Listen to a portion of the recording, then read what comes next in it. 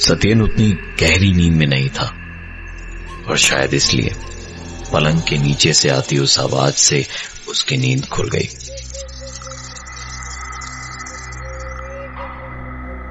हर रोज की तरह उस आवाज को रोकने के दो ही तरीके थे, या तो बिस्तर पर हाथ से थपथपाए या तो लाइट जलाए। लेकिन उसका भी कोई खास असर नहीं होने वाला था, क्योंकि लाइट को बुझाते ही और थपथपाना रोकते के साथ ही वो आवाज वापस शुरू हो जाती।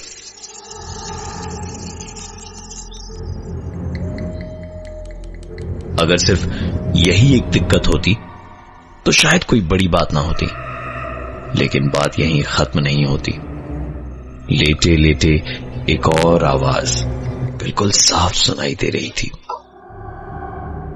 और इस घर में सत्येन और प्रीति के अलावा और कोई नहीं होता, तो लाजमी है कि किसी तीसरे की कदमों की आवाज डरावनी ही होगी, और बात सिर्फ यहीं तक होती तो भी शायद ठीक थी।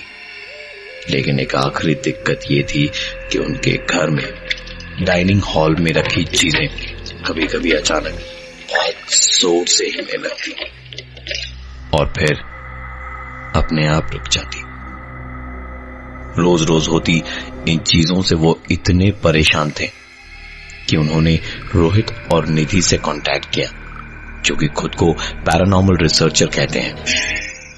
सत्येन और प्रीति अरोड़ा के घर की घंटी बजी। दरवाजा खोला तो सामने निधि और रोहित खड़े थे।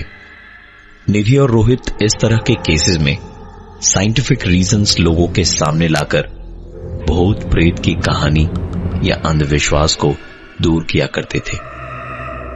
निधि और रोहित ने फैसला किया कि आज की रात जो भी एक दो कैमरास हैं और ऑडियो रिकॉर्डर हैं, उन्हीं से चेक कर लिया जाए।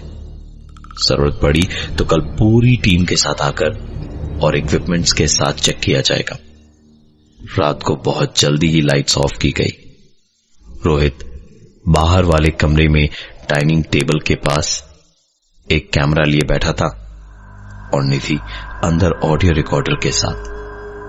दोनों काफी देर से इंतजार कर रहे थे कि तभी सत्येन वाले कमरे से वही आवाज सुनाई दी। निधि ने उस आवाज को ध्यान से सुना और फिर लगभग तुरंत किसी के चलने वाली वो आवाज आई। तो निधि ने अपने कान फर्श पे लगाए। उधर रोहित ने हॉल में टेबल पे चीजों को हिलते हुए देखा, तो वो भी तुरंत बाहर बालकनी में गया और फिर दोनों ने सत्येन और प्रीति अरोड़ा को बताया कि इन आवाजों के पीछे किसी भूत प्रेत का कारण नहीं है। कमरे से आती वो आवाज दीमक के लकड़ी को काटने की थी। किसी के कदमों की जो आवाज आती है वो उनके घर की नहीं, बल्कि उनके नीचे वाले फ्लोर से आती है, जो रात के सन्नाटे में ऐसी लगती है जैसे कोई उनके घर के अंदर चल रहा हो। और टेबल पर रखी चीजों के अचानक हिलने का कारण है वाइब्रेशन, जो ट्रेन ट्रैक्स पे ट्रेन जाने की वजह से होती है। रोहित और निधि ने सब कुछ एक्सप्लेन कर दिया था साइंटिफिकली, लेकिन आगे चल के उनके सामने कुछ ऐसे सवाल भी आए जिनका जवाब वो आज तक ढूंढ रहे हैं। रोहित और निधि अभी मिस्टर और मिसेस अरोड़ा से बातें कर ही रहे थे कि दूसरे कमरे से एक आवाज आई। उस कमरे में जाकर देखा तो 6th फ्लोर पे उनके इस फ्लैट की खिड़की के कांच पे जमी हुई ओस पे बाहर से लिखा हुआ था, चले जाओ। अब उठे इस सवाल का जवाब दे पाना रोहित और निधि के लिए थोड़ा मुश्किल था। पूरे घर में कैमरास, इंफ्रारेड और ऑडियो रिकॉर्डर लगाने की बात अब पक्की हो चुकी थी। रोहित और निधि ने सारी जगहों पे निशान लगाने शुरू कर दिए कि कहां कहां क्या क्या लगाना है। कि तभी अंदर वाले कमरे में बाहर डाइनिंग हॉल से एक आवाज आई। सब दौड़े दौड़े वहां पहुंचे। देखा तो कुछ भी नहीं था वहां। प्रीति ने बस एक ही सवाल पूछा, इसका क्या जवाब है आप दोनों के पास? रोहित और निधि इस बात का जवाब दे पाते उससे पहले उनके सामने एक सवाल और खड़ा हो गया। अंदर वाले कमरे से जहां से वो लोग अभी अभी आए थे, वहां से एक जोरदार आवाज आई। ये आवाज टीवी के चलने की थी। उस रात के लिए रोहित और निधि वहां से निकले और अगले दिन वो दोनों अपनी टीम के बाकी के 2 लोगों को भी लेकर आए। सत्यन और प्रीति के फ्लैट के बाहर ताला लगा हुआ था। पलटकर वो वापस जाने ही वाले थे कि अंदर से आती कुछ आवाजें सुन के समझ आया कि घर खाली नहीं है। घर के बाहर लगे ताले को तोड़ने की जब आवाज आई तो सत्यन और प्रीति भी दरवाजे के इस पार पर चौंकन्ने हो गए।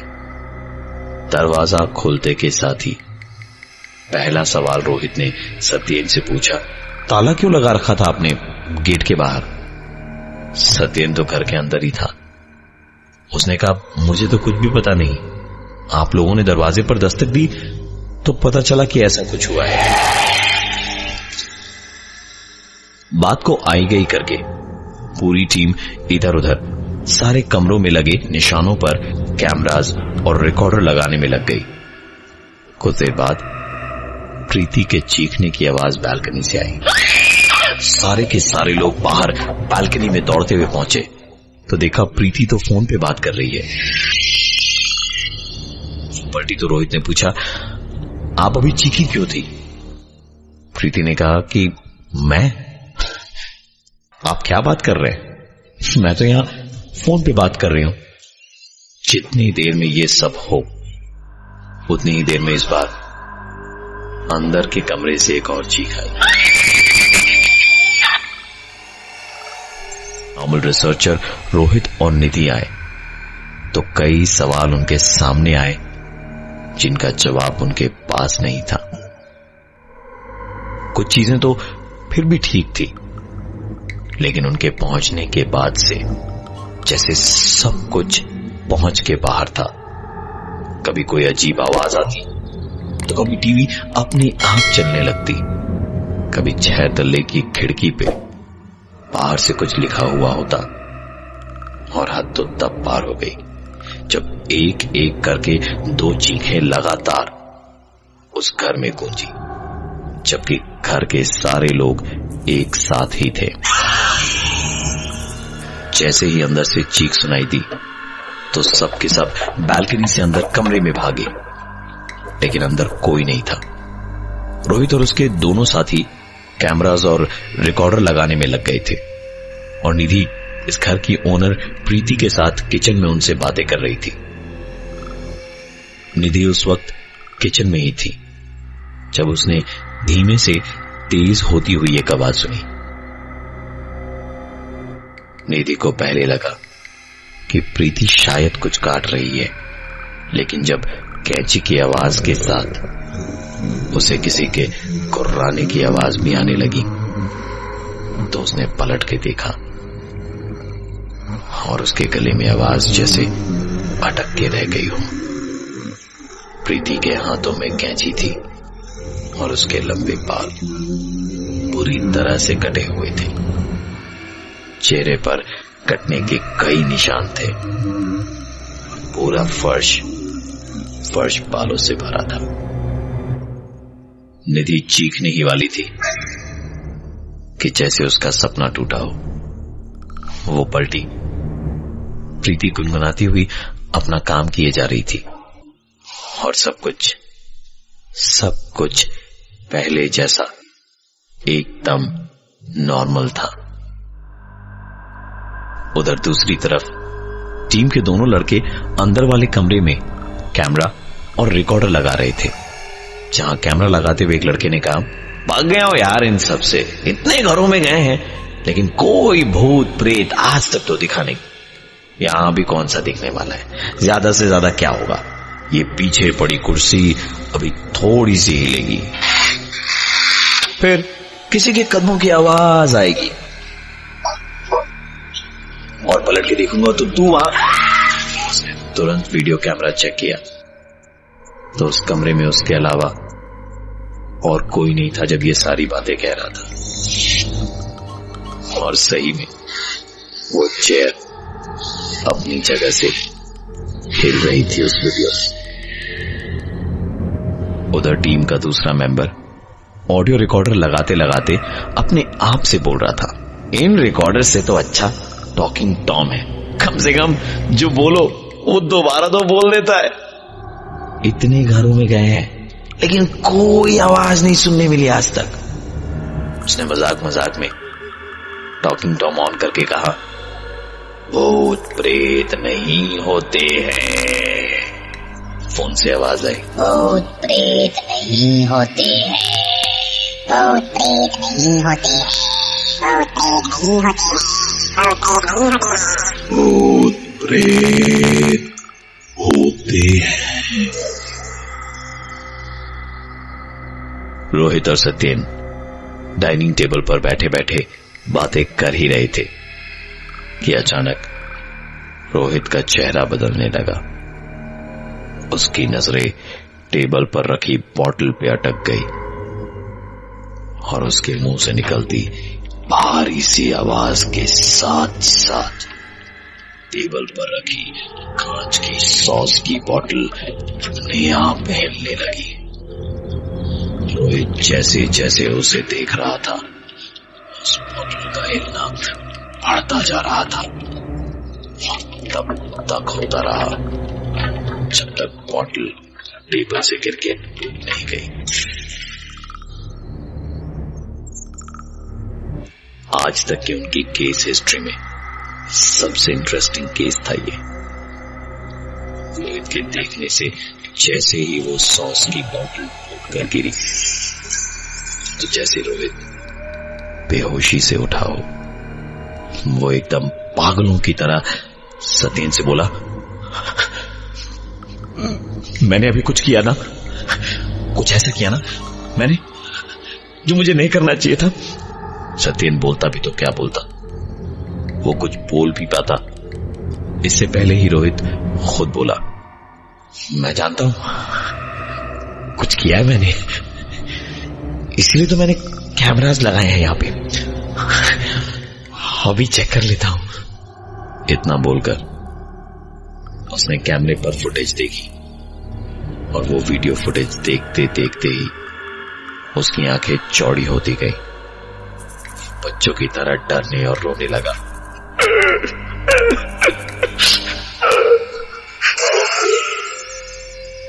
इतनी देर में बाकी सब भी वहां डाइनिंग हॉल में आ गए और उनके आते ही रोहित पे भूत सा सवार हो गया।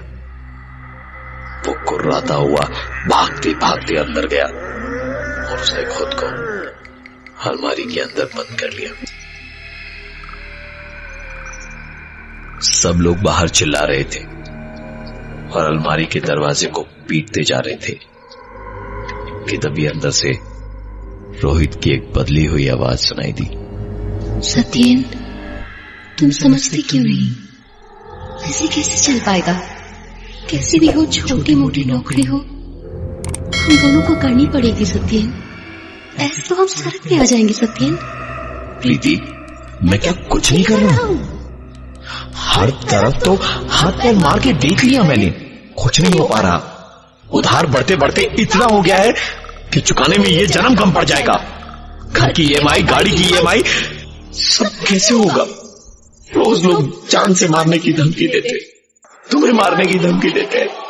सत्येन किसी और के मारने से अच्छा है तुम मुझे जहर दे दो और मैं तुम्हें, हम दोनों सुकून से एक साथ रहेंगे। हाँ प्रीति यही सही होगा। इसके बाद कोई आवाज नहीं आई और अलमारी का दरवाजा धीरे से खुला और रोहित निढाल सा होकर बाहर आया। अब तक कोई घटना के बारे में इन सब के बीच बातचीत चल ही रही थी कि पीछे एक आदमी खड़ा था, जिसने उन्हें देखते ही पूछा, आप लोग कौन हैं और ताला तोड़कर अंदर कैसे आए? रोहित ने कहा कि दरअसल मैं रोहित हूं और ये निधि है, हम पैरानॉर्मल रिसर्चर्स हैं। इस घर से हमें कुछ कंप्लेन आई थी तो हम उसे ही देखने के लिए यहां आए थे। ये सुनकर उस आदमी ने कहा, ओ तो आप हैं वो, मैं 2 दिन से आपके फोन को ट्राई कर रहा हूं लेकिन आपका फोन ही नहीं लग रहा। आपको मैंने ही बुलाया था, लेकिन यहां नहीं, ठीक इसके नीचे वाले फ्लैट में, लेकिन आप यहां आ गए। अरे साहब, ये घर तो पिछले 8 सालों से बंद पड़ा हुआ है, ताला लगा हुआ है। यहां रहने वाले मियां बीवी सत्यन और प्रीति ने जहर खा के आत्महत्या कर ली थी। मेरे 2 लाख रुपए भी निकलते थे उनसे।